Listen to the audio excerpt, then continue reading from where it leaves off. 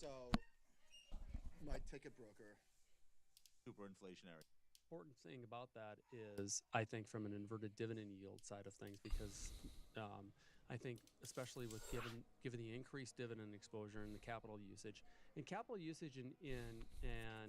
enterprise value to EBITDA and some of those metrics have been some of the better performing metrics in terms of factors this year. I think people are missing it. People, if I hear momentum one more time on CNBC, I think I'm going to die, honestly.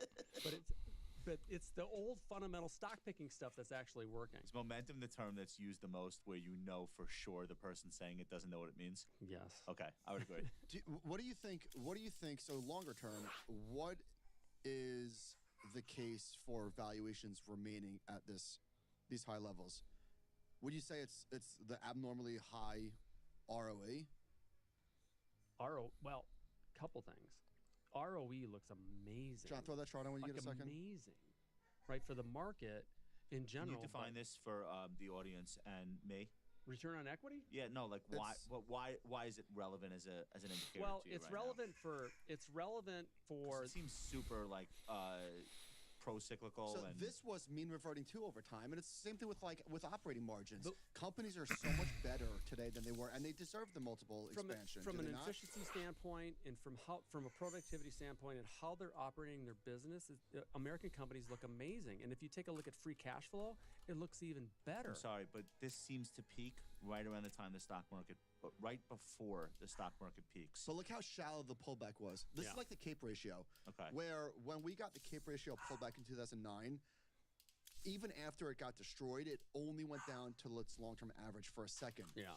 We're at, I don't want to say a permanently higher plateau, but the return on equity for companies today is a lot higher than it was in the past, and maybe investors are right to pay a higher multiple than they had in the past. I think too that don't underestimate the negativity and the bad performance of bonds and people coming back and becoming more comfortable with this notion of being an equity investor again and believing what this is. Yeah, I think that's right. I also think this very shallow dip in ROE, I think because in 2002, everybody did a fire drill getting ready for a recession that didn't happen, but they're still laying people off. Like Alphabet is still making layoff announcements.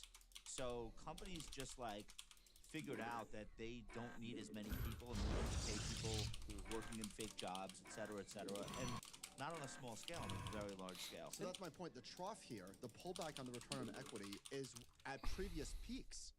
Yeah. Even after the pullback. It's also easier to let people go these days because the job market is really good.